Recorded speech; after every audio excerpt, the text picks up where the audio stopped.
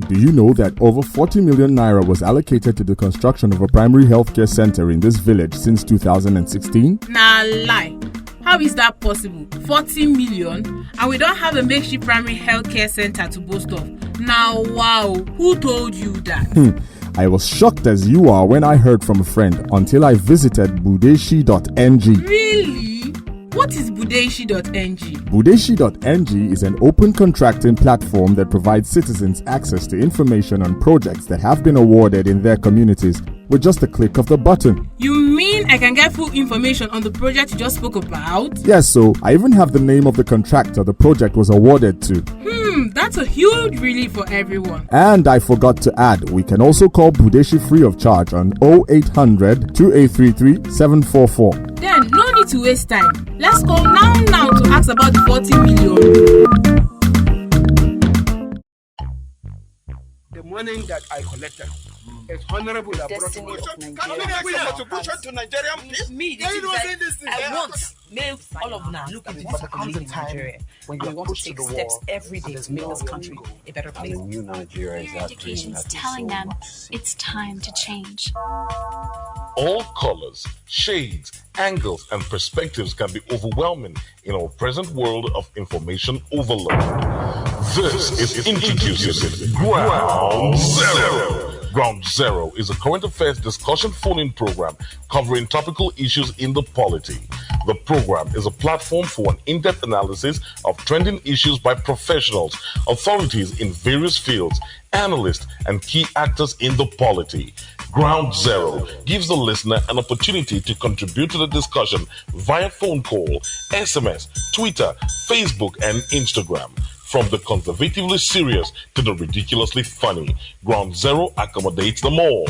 Professionals, urban contemporary businessmen and women, policymakers, public service workers, students, artisans, traders, and the in-between. Ground Zero comes up on Tuesdays from 5 to 6 p.m. and Saturdays 4 to 5 p.m. Ground Zero. This program is exclusive to Invicta 98.9 FM. Tune in.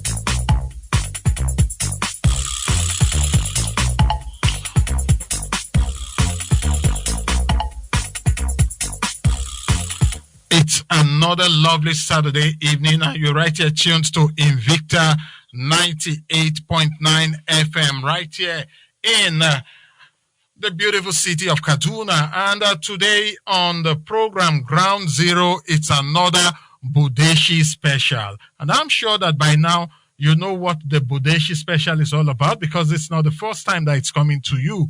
And on the program this week, we'll be having persons from different organizations that will be adding their voices to our discussion this evening. So I would urge you to just keep the dial locked on. It's going to be 1 hour of never dull moment listening time on radio. And I believe that at the top of the hour, you would have been able to learn one or two things from the program. So I'd urge you, keep the dial locked on. And to be a part of the program, there are several ways that you can add your voice to what we are discussing on the program today. First, you can go straight to dropping a tweet at the PPDC Twitter handle. And PPDC basically stands for Public-Private Development Center. You can go to their Twitter handle and drop a message. The Twitter handle of PPDC is PP Monitors NG. You can drop a message there. Of course, you can also go to the Instagram handle of PPDC, and the Instagram handle is Procurement_Monitor_Budeshi. And of course, you can also drop You can ask questions by going straight to their email portal. That's at PPDC at procurementmonitor.org. PPDC at procurementmonitor.org. Before the end of the program, I'll also give you numbers where you can also ask questions and get answers. So basically today on the program, like I said, I have some guests and they are all standing by. Okay, the first guest that I have with me on the program this lovely evening is I would say Nefisa Baba. She is from Follow Taxis. Nefisa, how are you this evening?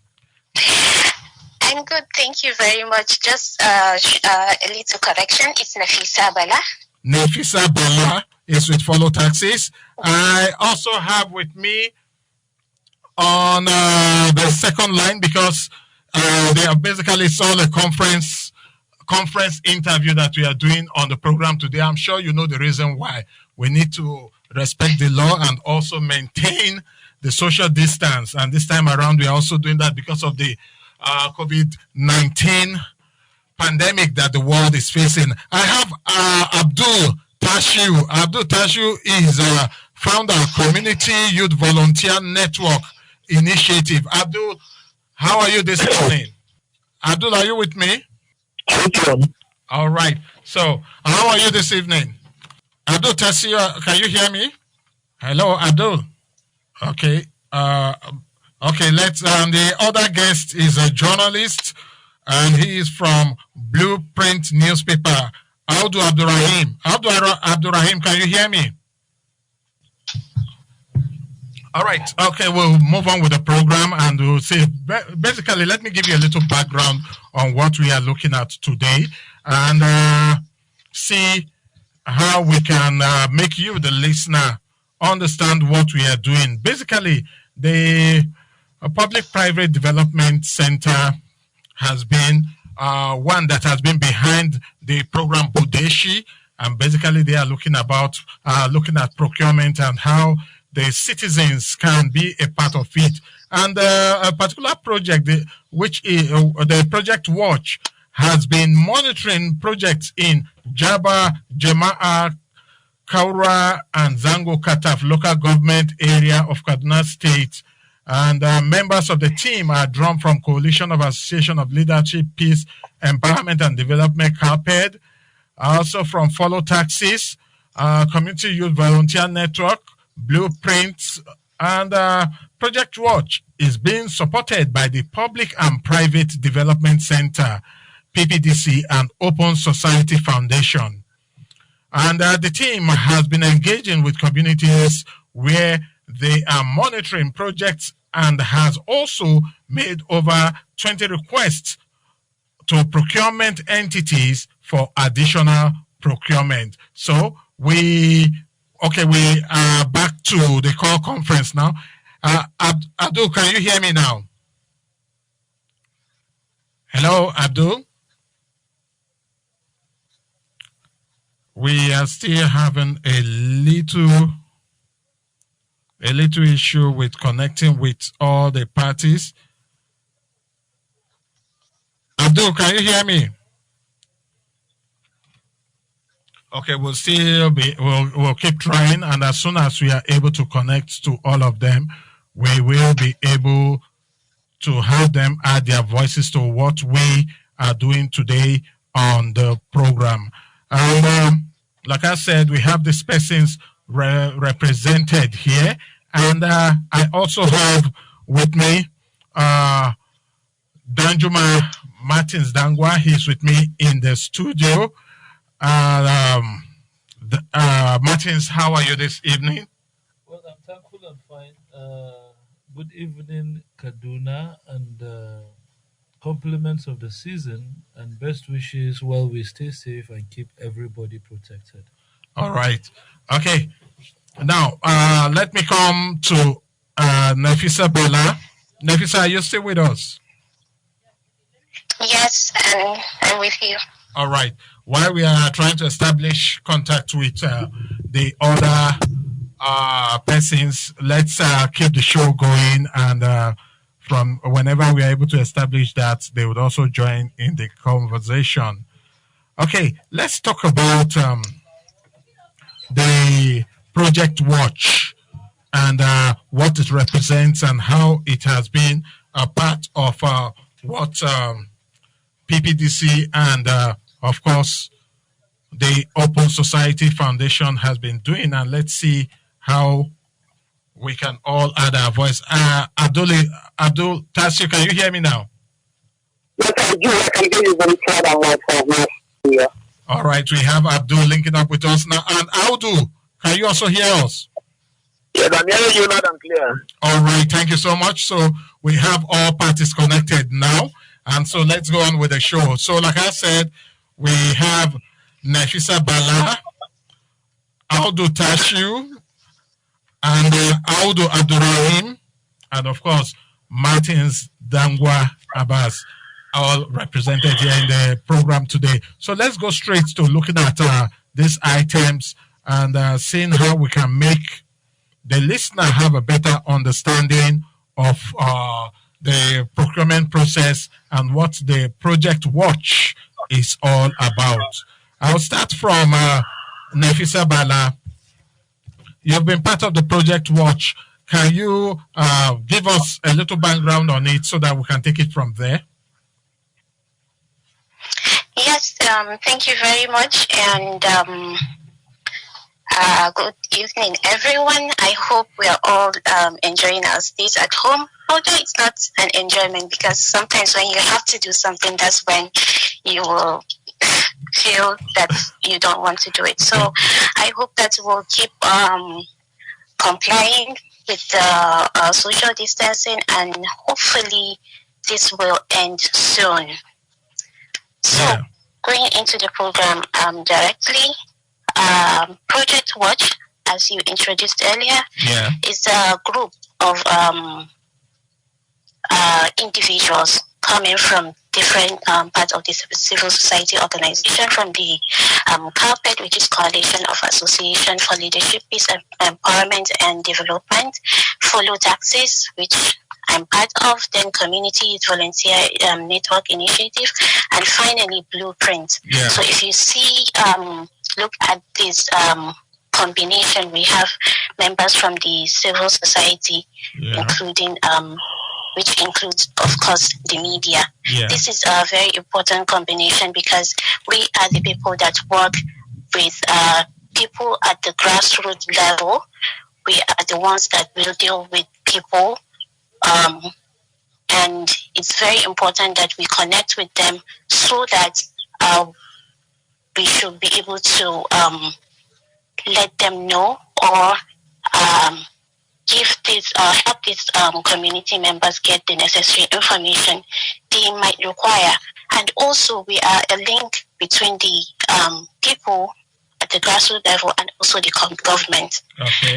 We can reach out to the government for certain information, which we can also relay back to the members of the community. So this is who we are basically, and we have been monitoring projects all around Kaduna State for the to ensure that the open contracting data standard is fully implemented in Kaduna State. As we may be aware that the Kaduna State, in its OGP commitments, is committed to the full implementation of the open contracting data standard in the public sector and development of a permanent dialogue mechanism through technology-based listening feedback on all its projects and programs. And open data is very important and it is a powerful tool to track contracting processes and to gain insight into what is going on regarding government projects, and for community members to have necessary information and also learn how to monitor this project and own these projects. Thank you. All right. Thank you so much. I'll come to Tashiu now. Tashiu, are you with me? All right. Yes, of course, yes. Okay, now, we have been talking about open contracting and procurement monitoring. And in simple words, why are these issues important to you and even the general public? Good evening, everybody. As usual, you are introducing my name is Advocacy. Yeah. And also, why this is why you actually this question. Open contracting, why it is so important.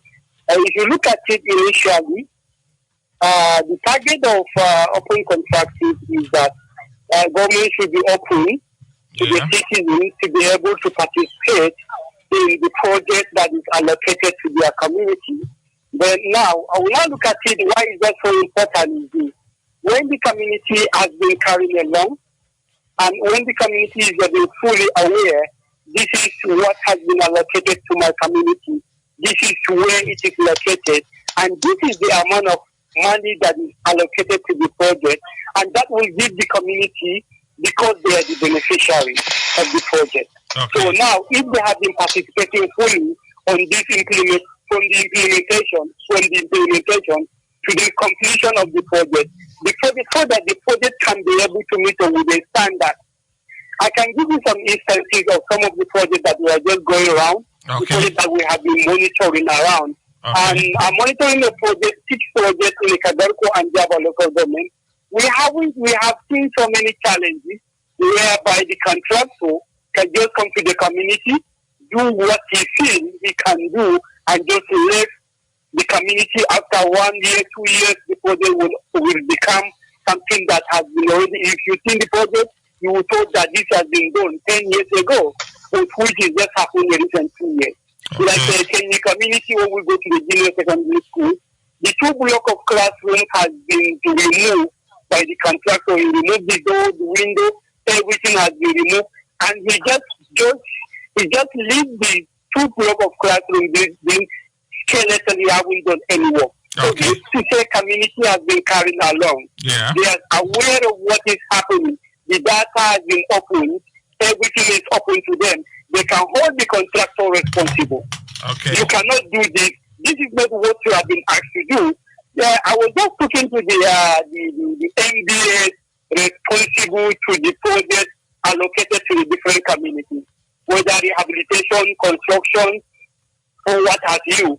So if the community has been carrying along, then the MDA that is responsible for the project, the bill of quantity should be made available to the community, and some other important documents that the community can hold, make it responsible, hold the contractor responsible. That is going to be helped a lot. The community is participating in the project that is allocated to their community. Then the community can take the ownership of the project. That will going to help a lot. And that will going to be, then this is, we are not talking of the sustainability. That is going to help with the sustainability of the project. Okay.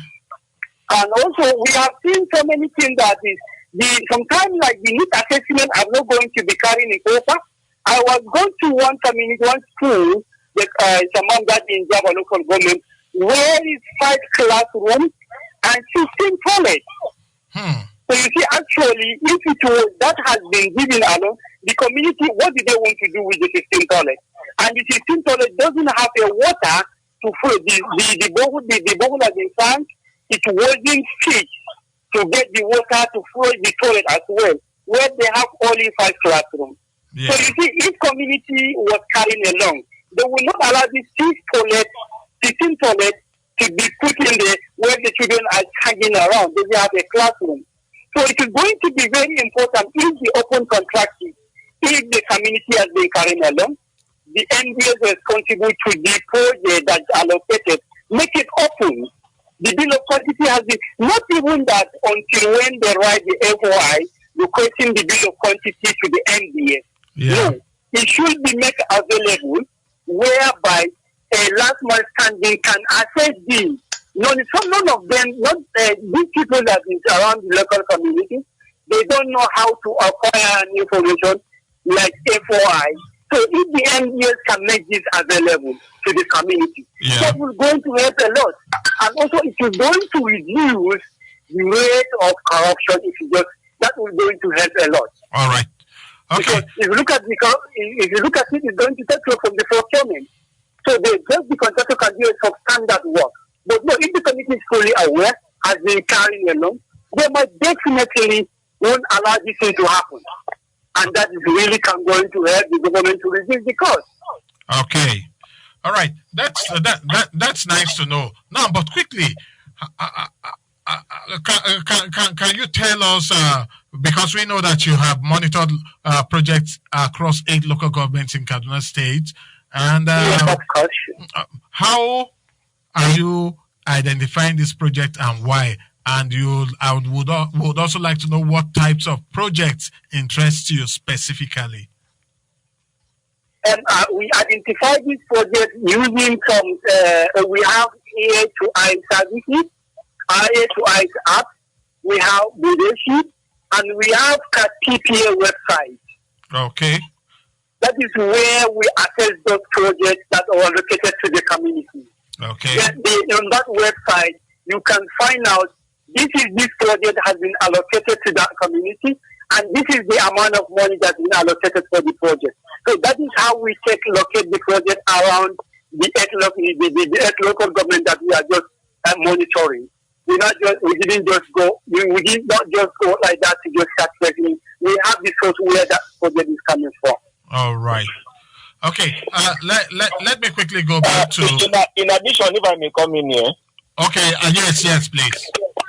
Good evening, listeners. My name is Abdurrahim Aodu. I'm also a member of Project Watch. Yeah.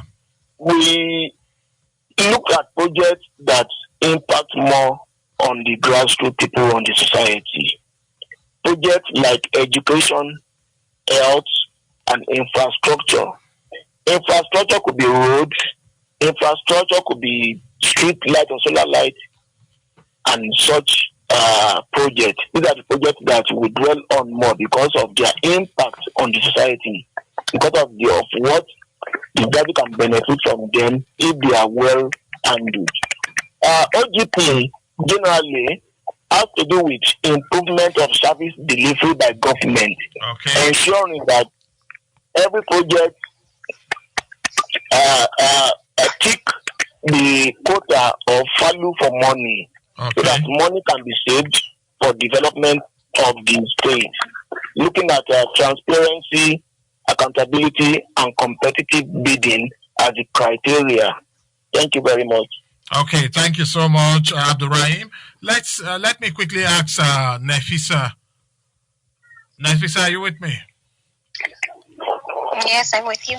Okay. Now, knowing that monitoring of project is a vital part of what you do, and what the project is about, would like to know if those that are involved in project monitoring are a special breed of persons, or what are some of the tools or capacity that one needs to be able to be part of this project monitoring, as it were? Thank you very much. Actually, I don't think there's any special power that someone have to possess to be able to monitor government projects in the community. Basically, anybody can monitor projects. Citizens can monitor projects, media can monitor projects, civil society organizations, private sectors, everyone can and is capable of monitoring projects.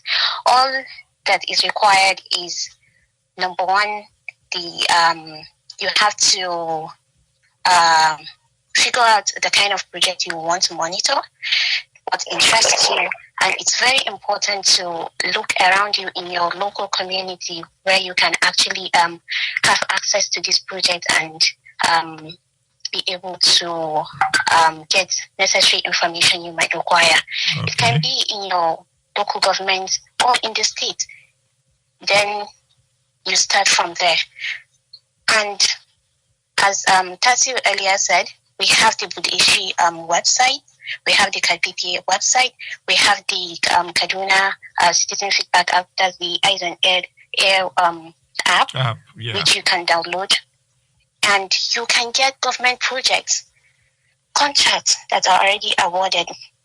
Some of them are ongoing, some of them are completed. These projects you can monitor, even completed projects, you can go and check them and make sure that the right things are done.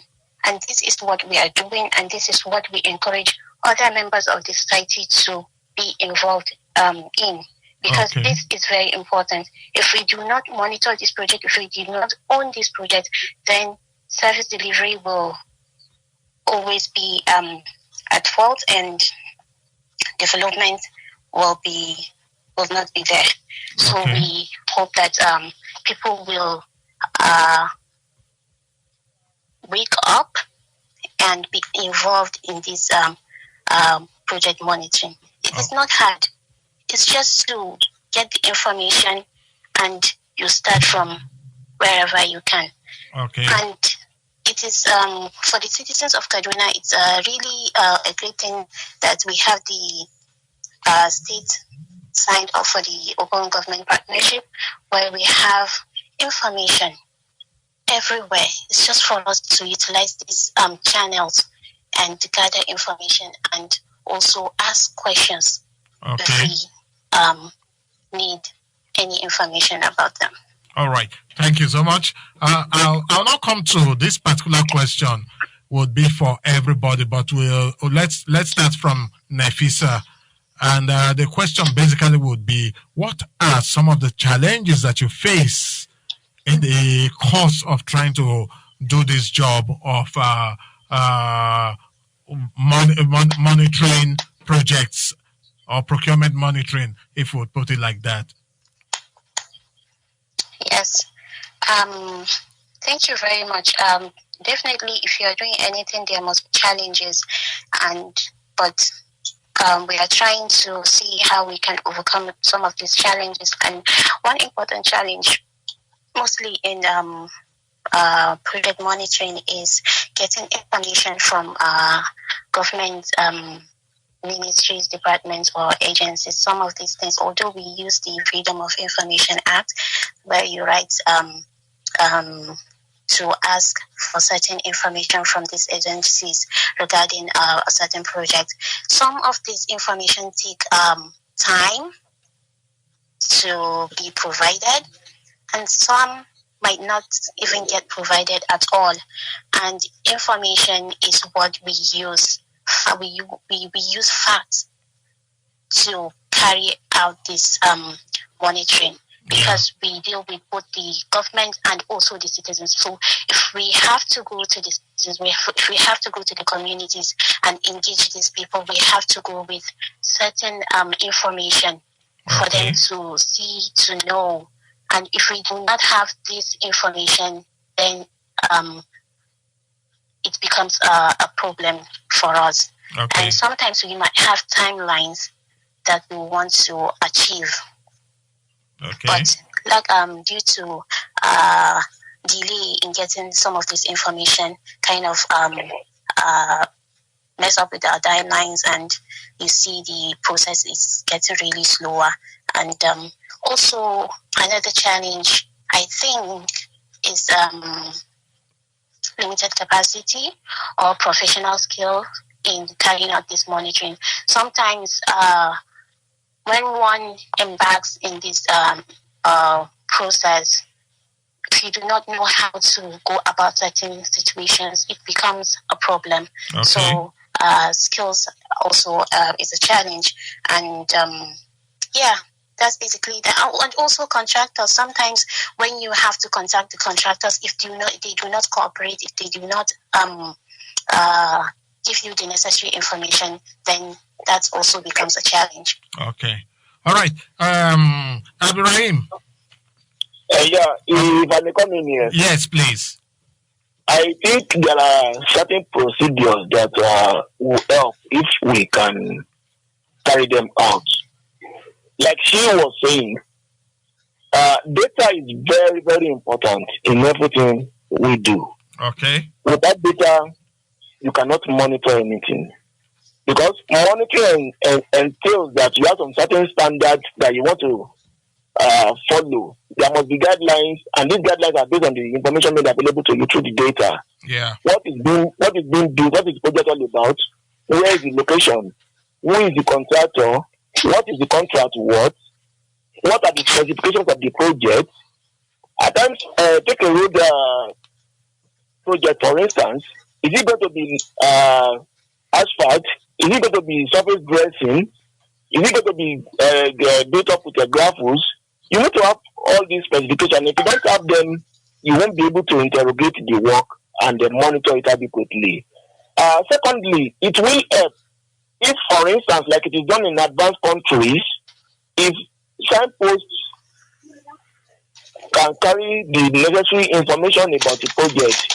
What is the commencement date? What is the expected date of completion?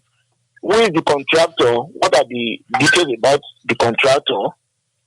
What is the specification of the job? Okay. Where is the location of the job? We have seen instances where we went to the supposed location of project and we can't find the project there. We have seen instances where we went to location of project and instead of the project being carried out by the state government, we realize that the project is being carried out by different federal government agencies. There is a particular electrification project around Millennium City. Okay. That following our monitor, we came to realize that it was supposed to be done by the state government, but you have different parts of the project being carried out by the Rural Electrification Agency, which is a federal government agency, by the Niger Delta Power Holding Company Limited, by National Assembly members constituency projects. Yeah. All this is just within about 10 communities, rural communities. Yeah. Now, how do you assess the work done when it was supposed to be a state government project at the beginning? But you are seeing different, and some of them are even carried out by community effort. So all these informations are vital. Then secondly, like it used to be done in the olden days, I'm talking of the 90s and thereabouts. Yeah. Projects, there should be adequate information and details with the community. When the community leader, for instance, knows that project A is coming to their community, and these are the specifications of the project, they will be able to carry out the need assessment and follow such a project up adequately. If the contractor is taking a wrong turn, they should be able to protest. No, this shouldn't be the way. This is the way it should be. And if the contractor doesn't want to listen to them, it should know where to take such a complaint to. Okay. We have heard of instances where in Zaria community, a project of lateral toilet servicing was being done. The concrete was being mixed at a long distance away. Nobody even know where they were mixing the concrete. They just mix it and break it down there. Now you don't know what is being mixed together. You don't know what specifications are being used. You don't know if it is up to standard or not. I think if the community is aware of what are the details of the contract, it will help them to monitor adequately. So we need to have some of these things done.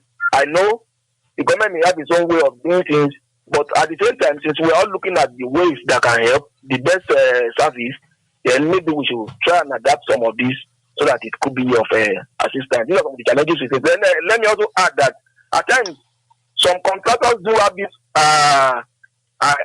you can't touch me attitude.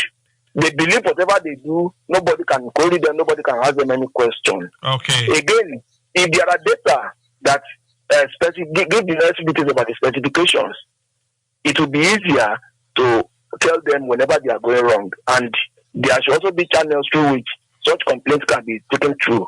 Okay. So that the government, I'm sure government wouldn't want anybody to come and do any haphazard job. So if you are paying a contractor to do a particular job, you always want the contractor to give you adequate service delivery. And if there is any such complaint, government should be ready to follow it up later.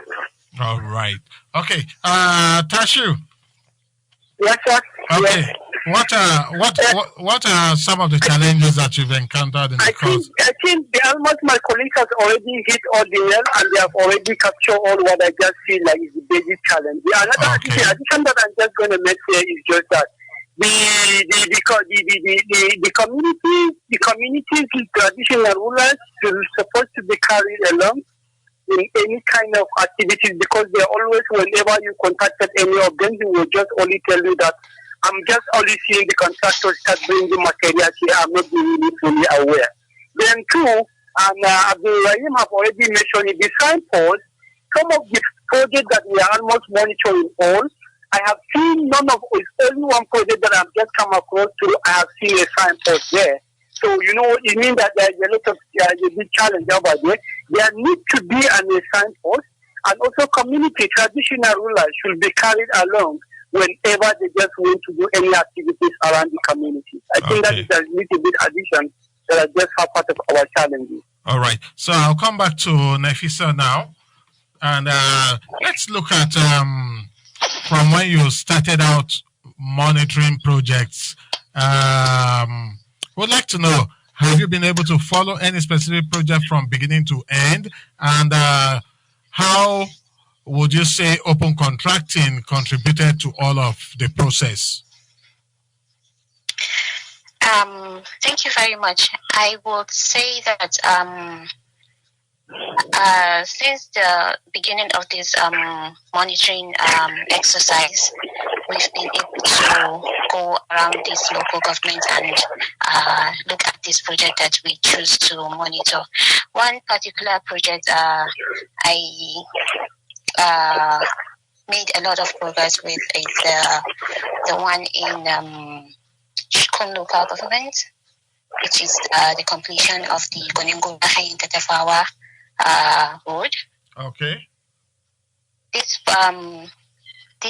project was awarded since 2015, and up till now it's yet to be completed. Although there's a lot of progress in this project, and it's ongoing. It's almost completed and ongoing, and we've been able to visit the project site and see the progress in this project. Okay. And also in the other project, we've been able to reach out to the necessary MDAs that awarded this project. And although we've not been able to get the information we required, but there was a certain level of progress. At least we got a response, although it wasn't the response we were expecting, but at least there was a response. So I think there's a progress, but I've not been able to finish up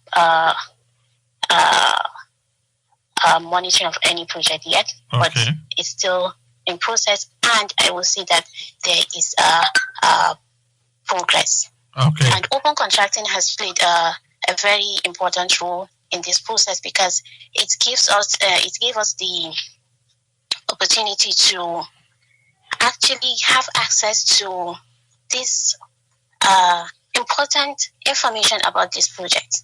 Okay. Like the project, the location of the project, the sum total of the project, and the information about the contractor, and all this information are very vital. And if we do not have this information, then it will be almost impossible to even start thinking of monitoring projects. So open contracting played a vital role in this. And right. As we know, it is basically to ensure transparency, accountability, and also ensure value for money and competitiveness. And so far, it has been paying off. All right. Thank you so much. You're listening to BUDESHI Radio, and it's a special edition of Ground Zero, and it is supported by the Public and Private Development Center, PPDC, and Open Society Foundation. Let me quickly now go to Abdul Rahim, and let's look at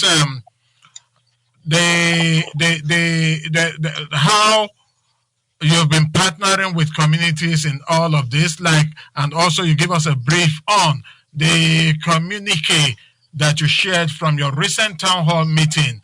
What was it all about? Thank you very much, Elise.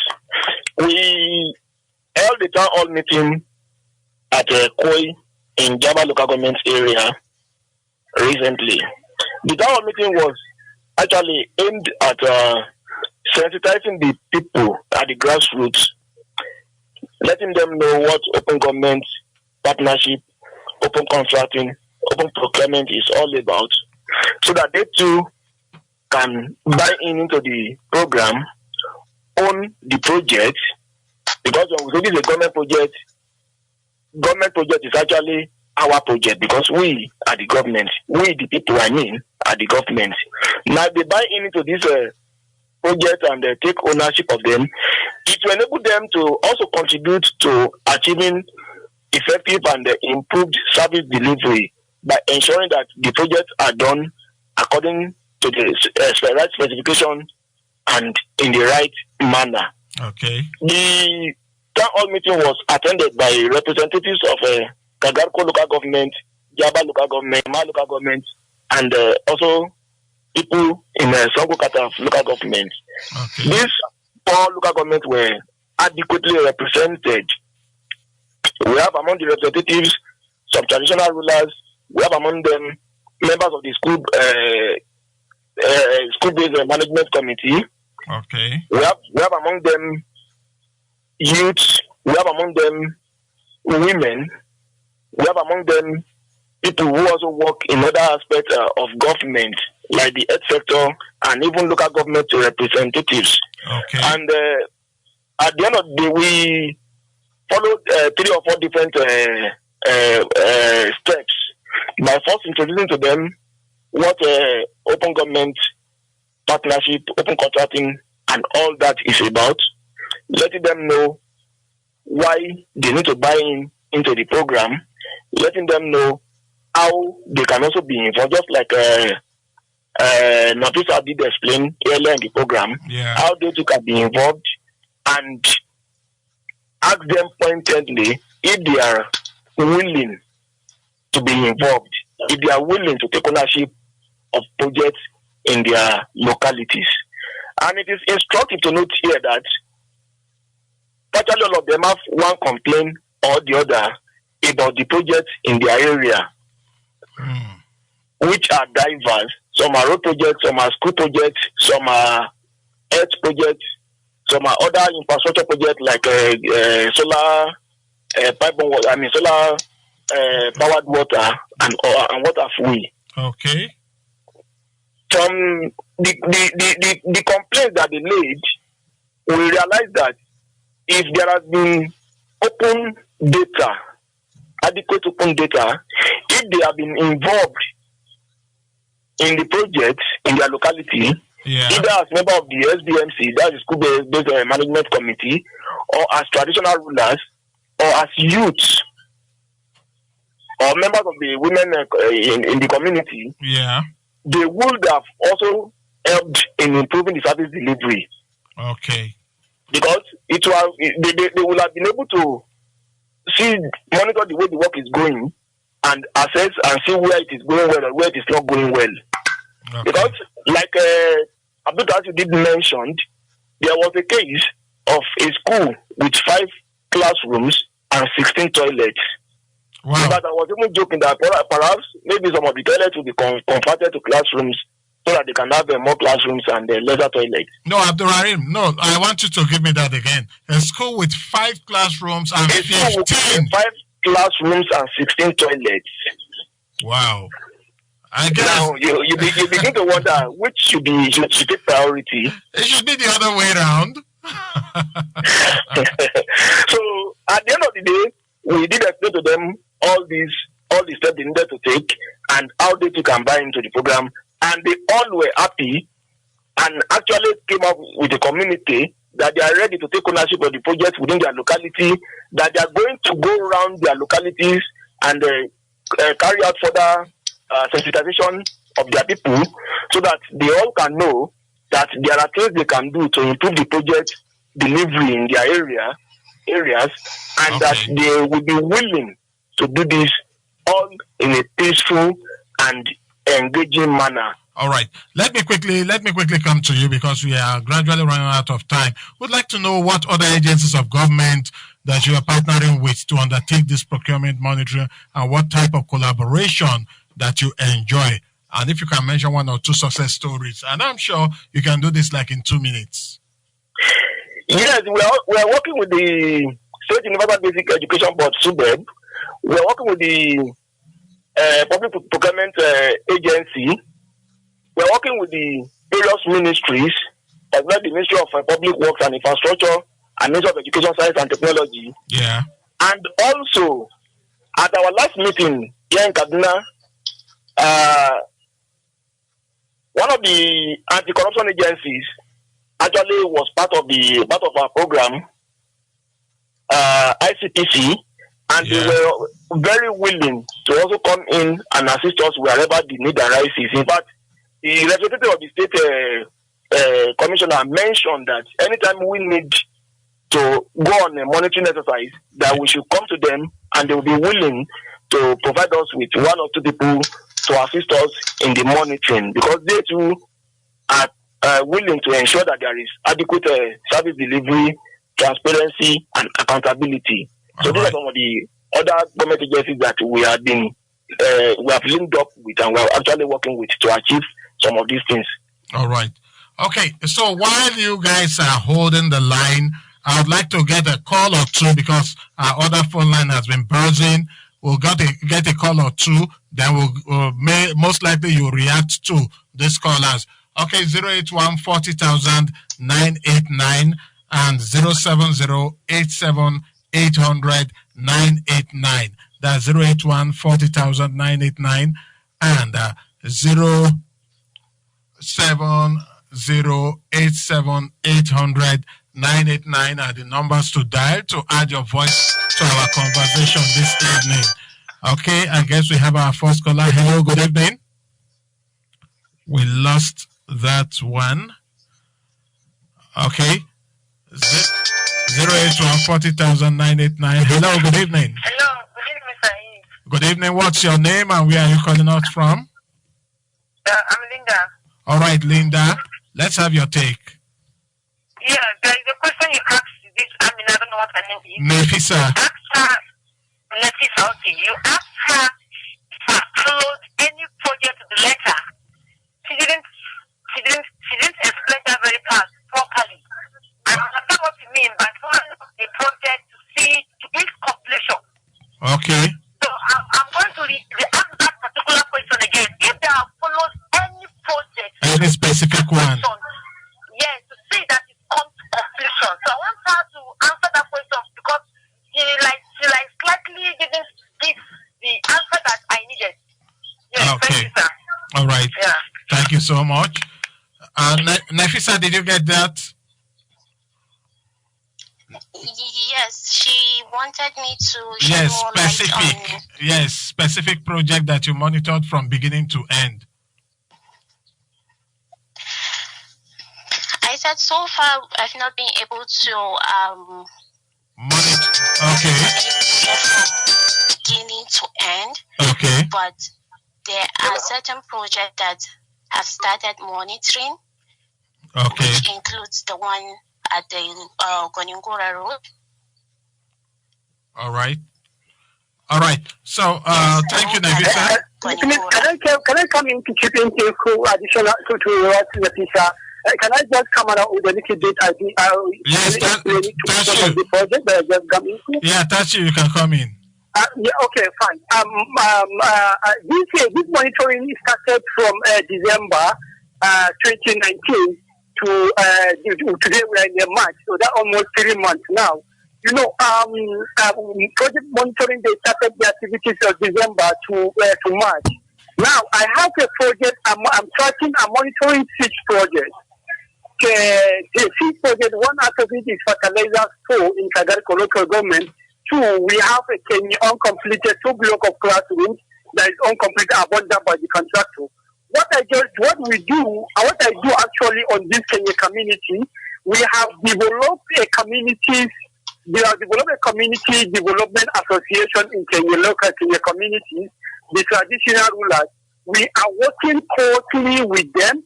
Them too, they are putting their effort. We are already almost getting in touch. We have in touch with the contractor. Also, we have in touch with the government. We are working tirelessly and we are about to get the result of this junior secondary school in the Kenya local Kenya community. As well as then as Kenya community and Sabang Daji, and Wankura, they have, after the town hall meetings, they requested a capacity building of their community members to participate in this procurement. Also, they have seen the light of it to be able to participate in any kind of a project that is allocated to their community. All right. I think one more thing. To be able to get 4 different local governments out of the 23 that we have in Kaduna State to buy into government projects and take ownership of such projects in their localities will also be regarded as a success story to me. Okay. Because it means that they will also be in the lookout to ensure that there is adequate service delivery and that the projects are carried out based on value for money. All right. Let's quickly take this call. Hello, good evening. Hello, good evening, sir. Good evening. What's your name and where are you calling us from? This is Monday calling from Serengeti. All right, Monday. Quickly, let's have your take. People are calling projects, but we in Serengeti, we don't have anything that we are benefiting from the government. We don't have public health care. Monday, can you listen to me? You say you don't have any project around there. Have you tried using the Ears and Eyes app to search for projects around you? Eyes and Ears app. No, I didn't. Okay, maybe Martins will tell us about the Eyes and Ears app. Just listen, and I'm sure you are going to pick a thing or two because we are really running out of time. Right from the beginning of the program, Martins Abbas Dangwa has been with us in the studio. It's about time that he would come in now. Well, Monday, and every other listener out there, Kaduna State government have a citizens feedback app. When you check that on the Play Store, Android Play Store, Citizens Feedback app, you will find it with that name, Citizens Feedback app, and it bears the logo or emblem of Kaduna State government. Yeah, the coat of now, when you download that from wherever you are expected to find projects that are 2 kilometers within your locality. I hope if you do that, perhaps you will find projects that are within the area of Farangida that you can actually relate with.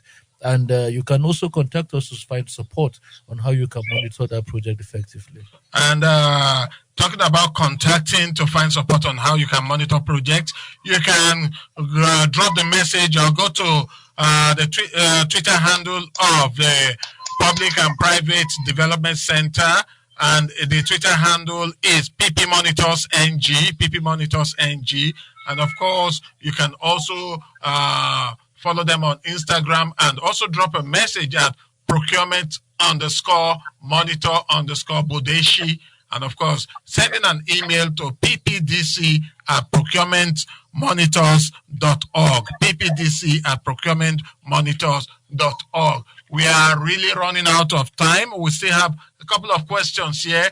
I guess I just want Martins to do our final roundup because going to all of them, we have less than 2 minutes to round up. Okay, Martins, you do a final roundup, then we'll say goodbyes to all of our guests that we linked up via the call conference. Oh, no, let me start from them, then you round up. Yeah. I'll start from Nefisa Bala from Follow Taxes. Nefisa, what will be your parting words in 30 seconds? Thank you very much. I would like to thank all listeners for taking the time to listen to us, and also the callers that called in. And I want to call on the general public to use the available channels we have. We have the social media, we have the Eyes and Ears app, we have the Budeshi and the CALPED website where you can go and check for government projects and monitor them.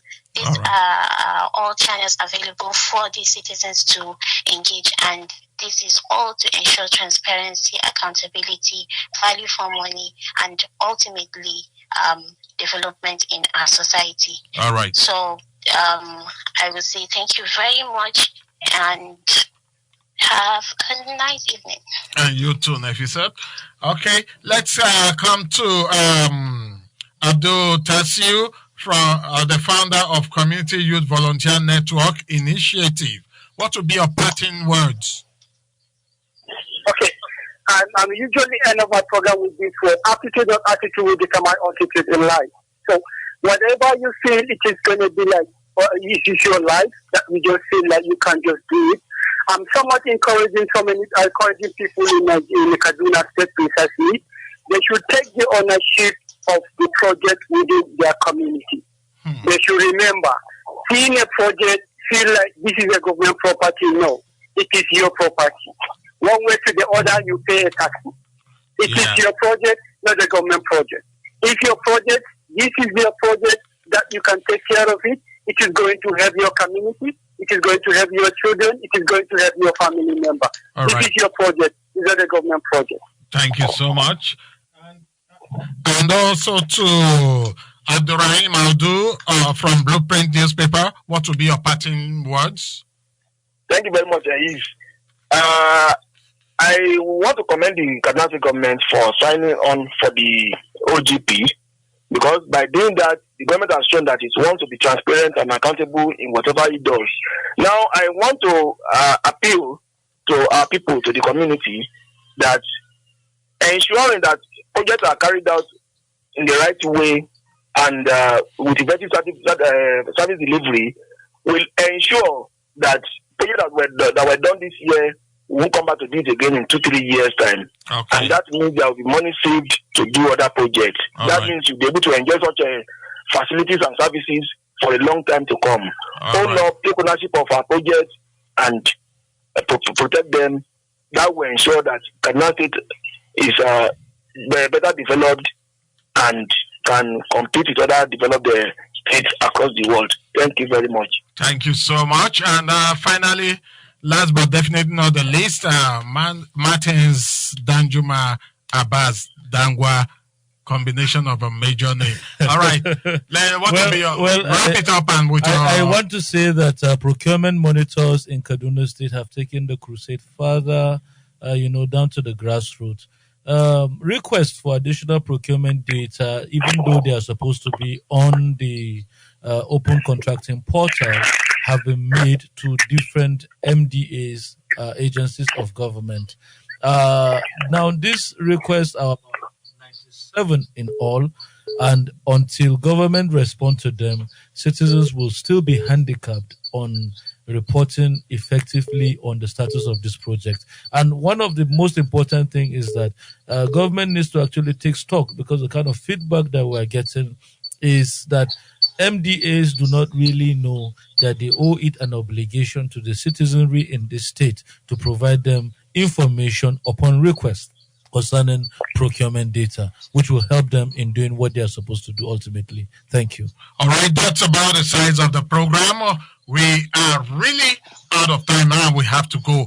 Until next time, when we'll be on again with another package of the program. Remember, this program was brought to you by the Public and Private Development Center and the Open Society Foundation. They supported this program, and you can get across to them by following them on Twitter at PP Monitors NG, and on YouTube it's Procurement Monitors, Instagram Procurement_Monitor_Budeshi, and of course you can call their toll-free line for other informations on 080 02 833 744, or you call 0800 Budeshi, that's 0800 Budeshi, and that way you can get across to them and get every information that you need to know. And the communication number is 090 322 19748, and of course the procurement number is 070 666 18896. Until next time when we'll be on again, I want to appreciate Abdul Tasiu, Abdurrahim Adu, and Nefisa Bala. Thank you all for having time to be on the program today. Thank you. Thank you. And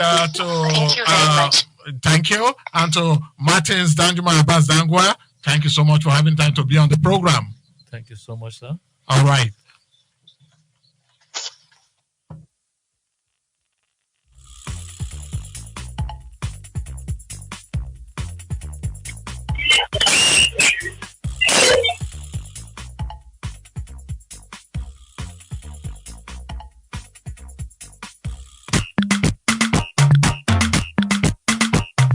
you know that over 40 million naira was allocated to the construction of a primary healthcare center in this village since 2016? Nah, lie.